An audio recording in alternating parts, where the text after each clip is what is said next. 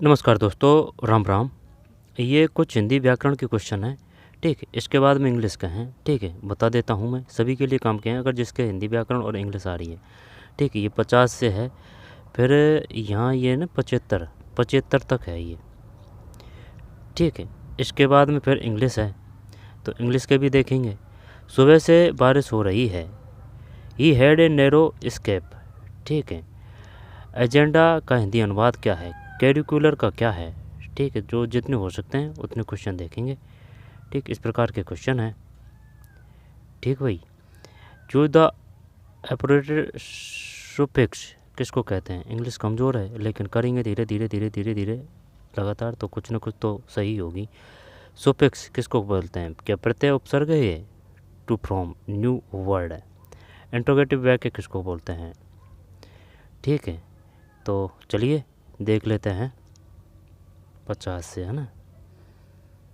बताइए भाई, पहले में क्या करें। जलद और जलद शब्द युग्म का अर्थ है, तो इसका ऐसे कर रखा है, करिए बताइए इसमें क्या आएगा। जलद और जलद, जैसे अगर जय आ रहा है ना, तो उसका तो मतलब है भाई वो जल्दी से ही आएगा। और जैसे कि जलद ये दे दे, यहाँ पर ये दे दे, तो वो बादल होगा, वादल है, ठीक है, बादल, ठीक। तो जलद का बादल है और जलज जैसे जल, ठीक है। तो फिर बादल और कमल 51 में सही है, बादल और कमल। फिर किसके काम इंदिरा और इंदिरा शब्द युग्म देख चुके हैं इनको, शायद 60-65 तक देख चुके हैं इन क्वेश्चनों को, दोबारा देख रहे हैं। किस क्रमांक में इंदिरा इंदिरा इंदिरा इंदिरा गांधी कैसे लिखा जाएगा, इंदिरा इंदिरा और इंदिरा शब्द युग्म का सही अर्थ भेद है। जब इंदिरा है ना, वो तो है इंदिरा लक्ष्मी, यहाँ पर इंद्र की पत्नी सची, ये तो है इंद्र की पत्नी सची, ये तो सही है। नहीं नहीं नहीं नहीं, इंदिरा इंदिरा इंदिरा, ये भूल जा, है ना। लक्ष्मी करा इंदिरा, यहाँ पर इंद्र की पत्नी सची, इंदिरा इंदिरा इंदिरा, यहाँ पर इंद्र की पत्नी सची, यहाँ पर ये लक्ष्मी करें, शायद ये लक्ष्मी है, ये छोटा वाला है ना जो, देखते हैं। बामन बामन, नहीं नहीं गलत है, अपन गलत है भाई, ये है इसमें। यानी कि ये जो बड़ा है ना, इसका नाम है लक्ष्मी, और ये जो छोटा है ना, ये पहले पहले आया था ना, वो सही था कि भाई छोटा अक्षर है, इंद्र की पत्नी सची, ये इंदिरा है, और बड़ा है जो लक्ष्मी है, 52 में ये है। सॉरी। संज्ञा शब्द से बना विशेषण है, तो फिर संज्ञा शब्द से बना विशेषण है, बताइए क्या करें। जैसे कि लखनवी, असोड़, भुलक्कड़, चालू, संज्ञा शब्द से बना विशेषण है। संज्ञा किसे कहते हैं, संज्ञा उसे कहते हैं जो किसी व्यक्ति, वस्तु, ठीक है, स्थान का अगर जो बोध कराए ना, उसे संज्ञा कहते हैं, ठीक है, संज्ञा। तो फिर सर्वनाम किसे कहते हैं, सर्वनाम उसे कहते हैं जो संज्ञा के जो स्थान पर जो शब्दों का प्रयोग किया जाता है ना, उसे सर्वनाम कहते हैं।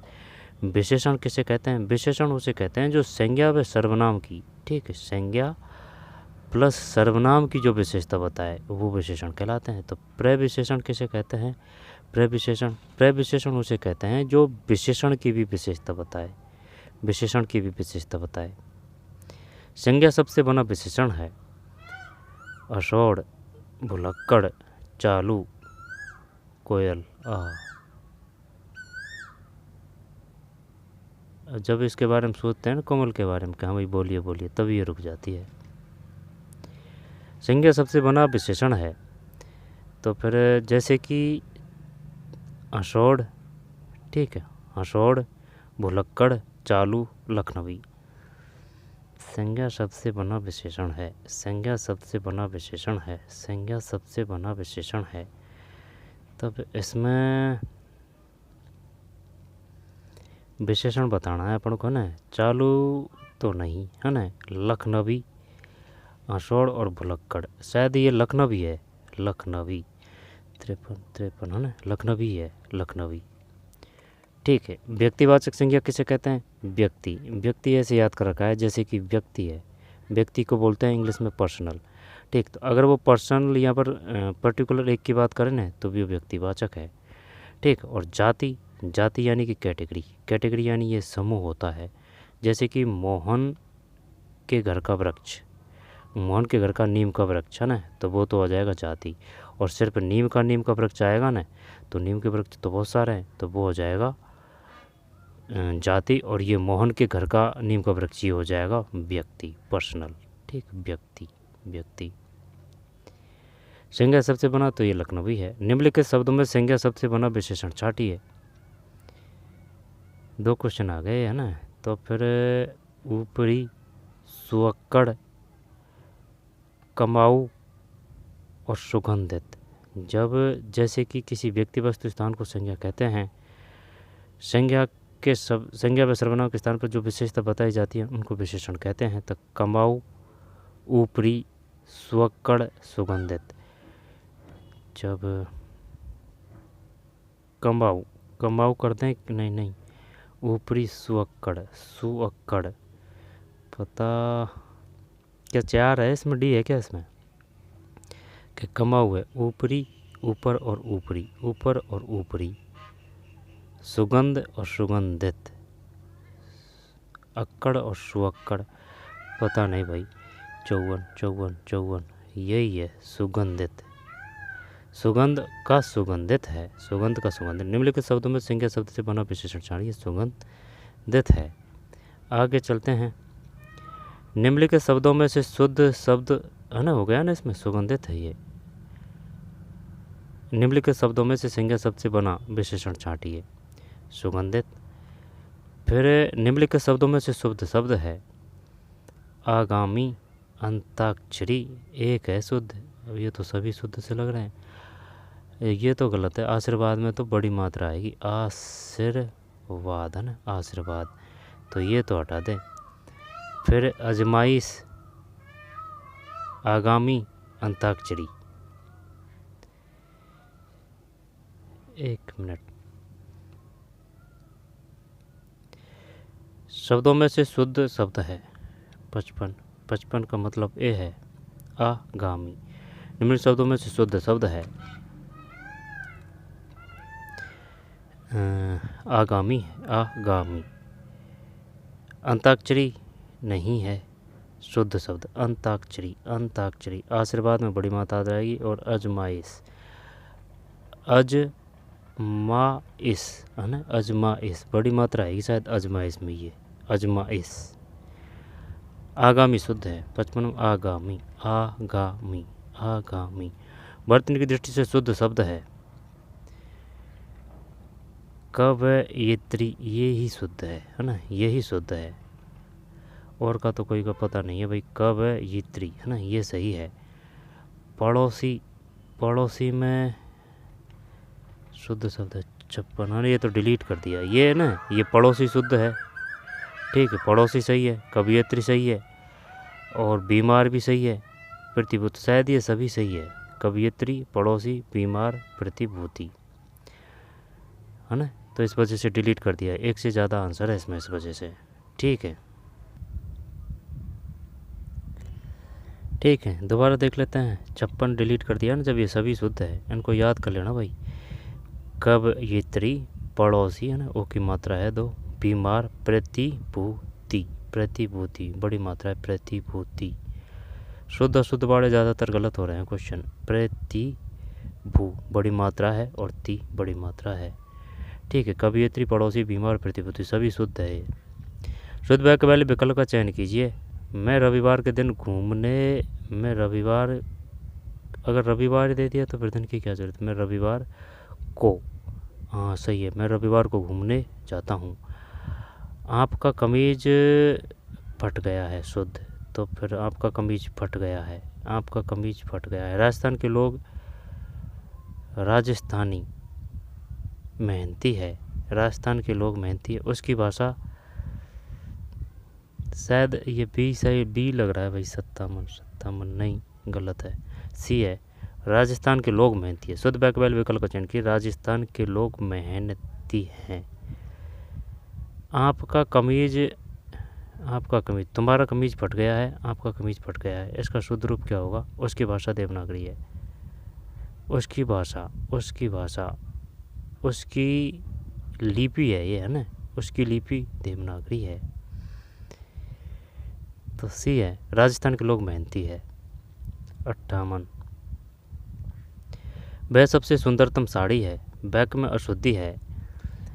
जब वह सुंदरतम, तो उपमा उपमेय, जब संज्ञा सर्वनाम वह सबसे सुंदरतम, तो संज्ञा तो नहीं आएगी भैया ना, विशेषण ही कर देते हैं। परसर्ग, परसर्ग किसे कहते हैं? 58 है ना, विशेषण ही है, विशेषण संधि। सुंदरतम साड़ी है।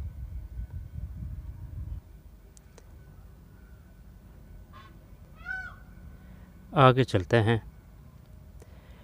वह सबसे सुंदरतम साड़ी है, तो 58 का सी है, विशेषण संबंधी।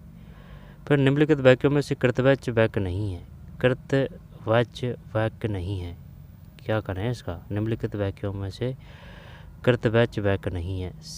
जब सीता पुस्तक पढ़ती है, रमा सितार बजाती है, पुस्तक पढ़ी, वह पत्र लिखता है ना, सब में कर्म हो रहे हैं, जैसे पत्र लिखता है, सितार बजाती है, पुस्तक पढ़ती है, लेकिन पुस्तक पढ़ी जाती है, गुण सेट। हाँ सही है, यही नहीं है, कृतवाच्य वाक्य नहीं है, जबकि ये कृतवाच्य वाक्य नहीं है। तो बताइए निम्न में कौन सा कृतवाच्य का उदाहरण है? सीता पुस्तक पढ़ती है, यानी कि कर्म हो रहा है, ठीक है, कर्ता प्रधान। रमा सितार बजाती है, वह पत्र लिखता है, वह पत्र लिखता है, वह सितार बजाती है, पुस्तक पढ़ती है। निम्नलिखित में से कौन सा कृतवाच्य नहीं है? कौन सा वाक्य कृतवाच्य नहीं है? तो फिर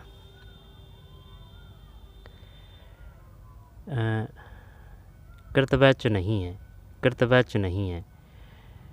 प्रेमचंद ने गोदान लिखा, कैदी रिहा कर दिए जाएं, ट्रक ने सारा सामान पहुंचा दिया, राधा लिख ना, हाँ ये नहीं आएगा, लिख नहीं पाती, है ना। और में तो कुछ ना कुछ कर्म हो रहे हैं, जैसे ट्रक ने सारा सामान पहुंचा दिया, कैदी रिहा कर दिए जाएं, और प्रेमचंद ने गोदान लिखा। देखते हैं, है ना, सी है क्या इसमें? सेट में नहीं नहीं नहीं नहीं, ये तो वैसे लग रहा तो अलग ही रहा था, है ना, लेकिन है ना इसने कंफ्यूज कर दिया भाई। नहीं, कैदी रिहा कर दिए जाएं, निम्नलिखित में से कौन सा वाक्य कर्तवाच्य नहीं है? कर्तवाच्य नहीं है, कैदी रिहा कर दिए जाएं, निम्नलिखित में कौन सा वाक्य कर्तवाच्य नहीं है? मतलब कृतवाच्य के तो उदाहरण ये देखे थे ना अपन ने, कृतवाच्य, ये कृतवाच्य है, कृतवाच्य के उदाहरण सीता पुस्तक पढ़ती है, रमा सितार बजाती है, वह पत्र लिखता है ना, ये नहीं है कृतवाच्य का। और ये इसमें ऑप्शन अच्छे दिए हैं इसने, 60 में भी नहीं है, जबकि है प्रेमचंद ने गोदान लिखा, ट्रक ने सारा सामान पहुंचा दिया, राधा लिख नहीं पाती। ठीक, हाँ तो वो कोशिश तो कर रही है, तो कोशिश कर रही है तो वो कृतवाच्य है। और ये जो नहीं पाती ना, ये भाववाचक संज्ञा में भी आता है कि भाई उस पर चला नहीं जाता, उठा नहीं जाता, है ना, वो भाववाच्य भी संज्ञा है, ये नहीं आता है ना। जो भाव भी तो आता है इसमें कि भाई उस पर चला नहीं जाता। निम्न किस वाक्य में क्रिया सकर्मक रूप में है? तो फिर वे डूब गए, मछली तैरती है, उसने आम खाया, वह नहाकर आया है, वह नहाकर आया, क्रिया सकर्मक रूप में है। जब सकर्मक है ना, सकर्मक जैसे कि मोहन, है ना, मोहन खाना खाता है, तो ये सकर्मक उदाहरण है। और जैसे कि मोहन खाता है, ये अकर्मक का उदाहरण है। तो वह नहाकर आया, पूर्वकालिक क्रिया है ये तो, ठीक है, सकर्मक के रूप में है। उसने आम खाया, है ना, अगर खा रहा है, जैसे कि मोहन आम खा रहा है, तो फिर सकर्मक आएगा, ठीक, अकर्मक है। मछली तैरती है, मछली पानी में तैरती है, वे डूब गए, क्या ही करें भाई इसमें, बताइए क्या करें? 61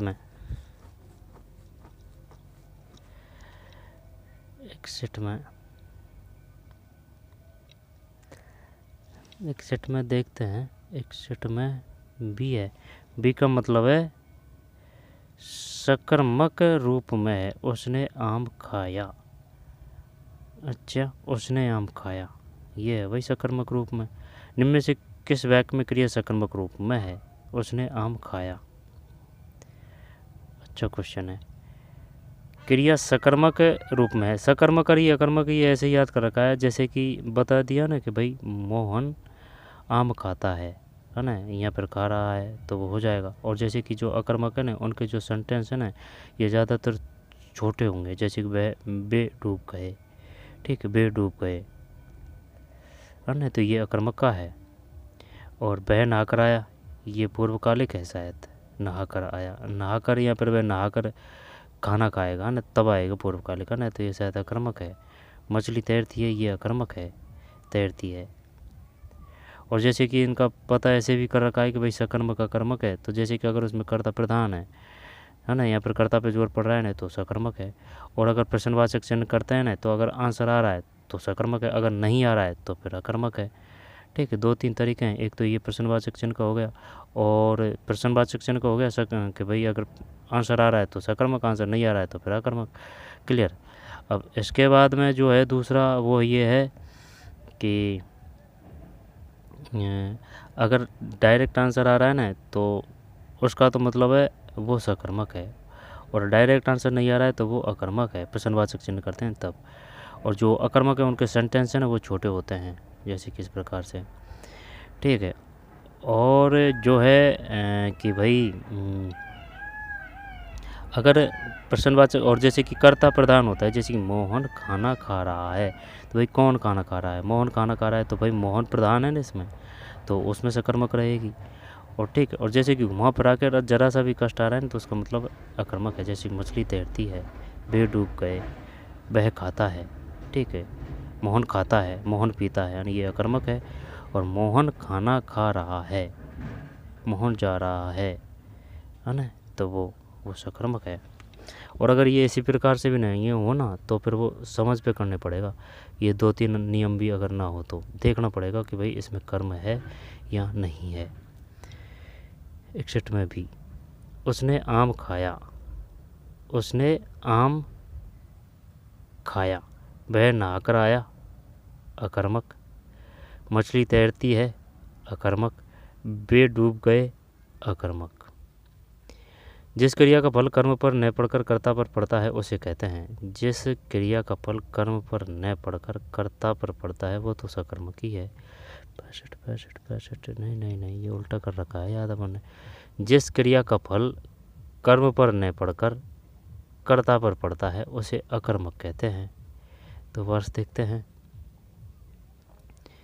जिस क्रिया का फल कर्म पर न पड़कर कर्ता पर पड़ता है उसे कहते हैं अकर्मक। ठीक है, अकर्मक कहते हैं उसे भाई। 62 में भी जिस क्रिया का फल कर्म पर न पड़कर कर्ता पर पड़ता है उसे कहते हैं अकर्मक, अकर्मक, अकर्मक, अकर्मक।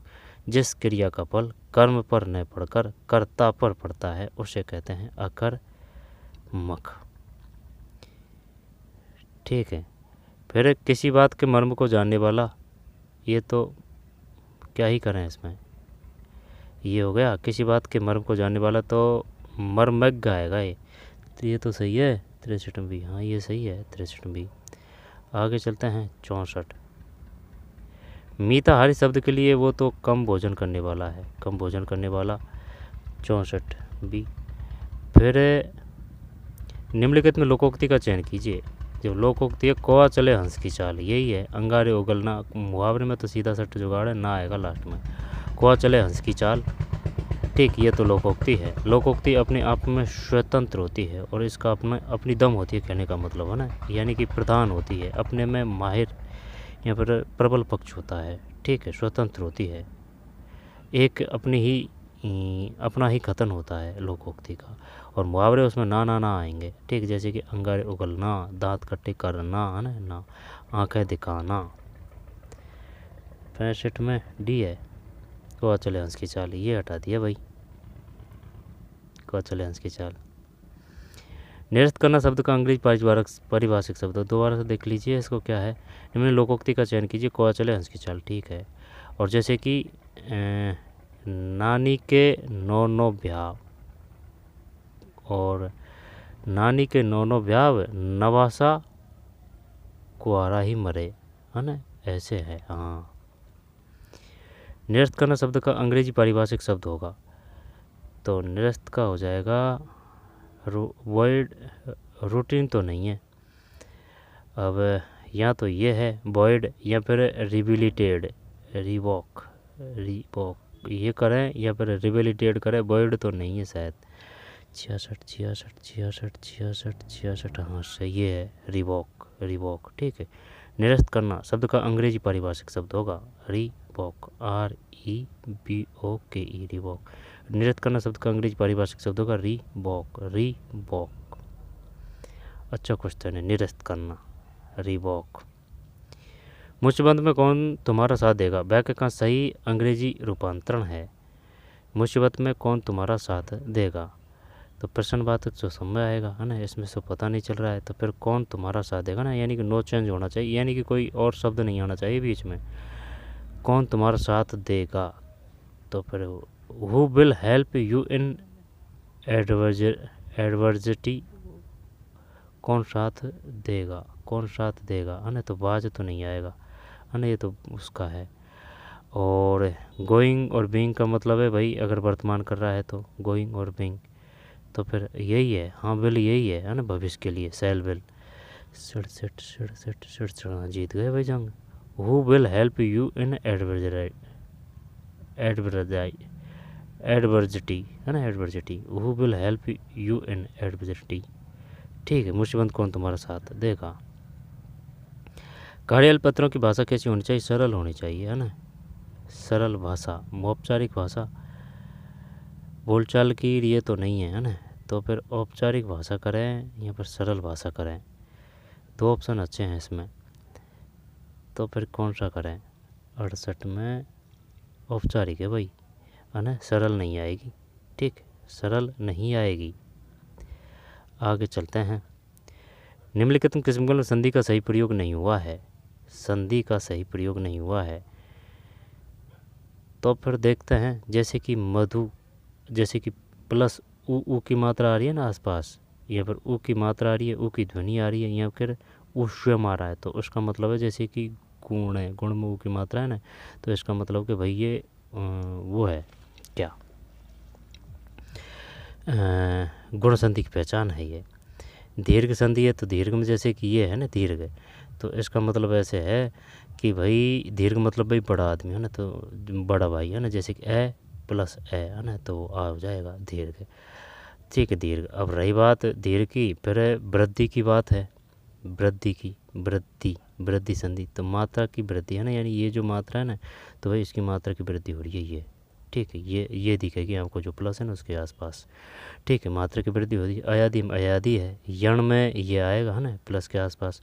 व्यंजन में आधा अक्षर दिखेगा आपको और हलंत दिखेगा, ठीक है, इस प्रकार से आएगा, लेकिन आधा अक्षर दिखेगा और हलंत लगेगा, ठीक है। फिर यण अयादी, अयादी में ए ये आएगा, यण में ये आएगा, व्यंजन वो आधा अक्षर हलंत आएगा, फिर विसर्ग में विसर्ग आएगा, है ना, फिर दीर्घ का होएगा बड़ा भाई, और यण का ये आएगा। स्वर में जैसे कि ए आ ई उ ये आएगा, जैसे कि ए प्लस ए, है ना, आ ए उ ये इस प्रकार से आएगा स्वर में। फिर और कौन सी बची बताइए, व्यंजन, दीर्घ, अयादि, स्वर, यण और व्यंजन, ठीक है, गुण, ठीक है, वृद्धि, ये पहचान के जुगाड़ है ना। 80% आ ही जाते हैं क्वेश्चन, यहाँ से सही हो जाते हैं 80%, और वो तगड़ा ही देगा वो बात अलग है। निम्नलिखित किस विकल्प में संधि का सही प्रयोग नहीं हुआ है, तो मात्र प्लस उपदेश, गुण संधि की पहचान बताई थी ना कि वही गुण ऊ है, ऊ की मात्रा है तो प्लस, या तो ऊ की मात्रा आएगी, या फिर ऊ की ध्वनि आएगी, या फिर उष्यम आएगा ना, यहाँ ऐसे कुछ अपवाद हैं वो अलग है। तो निम्नलिखित में किस विकल्प में संधि का सही प्रयोग नहीं हुआ है, मात्र प्लस उपदेश, संधि का सही प्रयोग न है। हरि प्लस इच्छा, हरिच्छा, मधु प्लस आचार्य, मधुचार्य, गण प्लस ईश, मात्र प्लस उपदेश, नहीं ये तो नहीं आएगा, तो यही कर दे फिर, नहीं हुआ है ना। और तो सब सही से लग रहा है, मधु आचार्य, हरि प्लस इच्छा। और अगर किसी प्रकार से सिस्टम नहीं बैठे तो भाई वो बार बार के बोल के देख लीजिए कौन सी ध्वनि विलुप्त हो रही है, कौन सी ध्वनि उत्पन्न हो रही है ना। तो प्रत्यय, उपसर्ग और संधि जहाँ तक सही हो जाएगी। 69 में डिलीट कर दिया भाई इसने ना, डिलीट। फिर 70, 5 तंत्रों का समाहार विग्रह का सही समास है। तो इसको बोलते हैं 5 तंत्रों का समाहार, पंचतंत्र है ना, पंचतंत्र, पंचिका तंत्र, 5 तंत्रों का समाहार। पंचतंत्र, पंचातंत्र, पंचम तंत्र, पंचिका, क्या सही है ये? 5 तंत्रों का समाहार। 70 नहीं गलत है, ये पंचतंत्र ही है भाई, फंसा दिया इसने। 5 तंत्रों का समाहार विग्रह का सही समास है, पंचतंत्र है। ठीक है, पंचतंत्र है। निम्नलिखित में से सत उपसर्ग से बना शब्द नहीं है। सत उपसर्ग से बना शब्द नहीं है, तो फिर सत उपसर्ग से बना शब्द नहीं है। देख, दोबारा देख, 5 तंत्रों का समाहार, तो अच्छा क्वेश्चन था ये ना, पंचतंत्र। ठीक है, पंचतंत्र। इसके बाद में निम्नलिखित में से सत उपसर्ग से बना शब्द नहीं है। निम्नलिखित में सत उपसर्ग से बना शब्द नहीं है, क्या करें भाई इसमें? देखते हैं, जैसे कि सत उपसर्ग से, सत उपसर्ग से, सत है ना, जैसे कि तोड़ें आप और मूल शब्द निकालें, तो मूल शब्द का एक अर्थ होना चाहिए, तोड़ें जब। ठीक, ऐसे नहीं है कि चाह जहाँ से ही तोड़ दिया वो। ठीक, तभी आपको पता चलेगा कि भाई उपसर्ग कहाँ से आ रहा है, प्रत्यय कहाँ से आ रहा है, संधि कहाँ से बढ़ रही है। सत, तो जैसे कि सतर्क, सतर्क, और यहाँ पर किसी प्रकार सिस्टम नहीं बैठे तो बोल के देख लीजिए है ना कि कोई कौन सी ध्वनि उत्पन्न हो रही है। सतर्क, सतर्क, सतर्क, सतर्क, अर्क। ठीक है, तो सतर्क उपसर्ग से बना शब्द नहीं है, ये तो है। फिर सचास्त्र, सद्रूप, सद्रूप, सदी सद इसमें नहीं है। सदिच्छा, सत प्लस इच्छा, सचास्त्र, सचास्त्र, सतर्क, सद्रूप, सत ए है, ए कतर तेरी की, गलत है भाई। सत उपसर्ग से बना शब्द नहीं है। सतर्क, सतर्क, सत प्लस अर्क, तो अर्क का कोई वो नहीं है। ठीक है, सतर्क, हाँ सही है ये भाई, मूल शब्द का कोई अर्थ नहीं है ना। सद्रूप, सद प्लस इच्छा, सत प्लस इच्छा, सशास्त्र, तो सत उपसर्ग के बना शब्द नहीं है, ये नहीं है। सतर्क, सतर्क, सतर्क, सतर्क। 71 में भी है, जबकि सचास्त्र है, सदिच्छा है, सद्रूप है। किस विकल्प में सभी प्रत्यय स्त्री बोधक तदित प्रत्यय के हैं? किस विकल्प में सभी प्रत्यय स्त्री बोधक तदित प्रत्यय के हैं? करिए भाई, क्या करें? तदित प्रत्यय के हैं। तदित प्रत्यय किसे कहते हैं?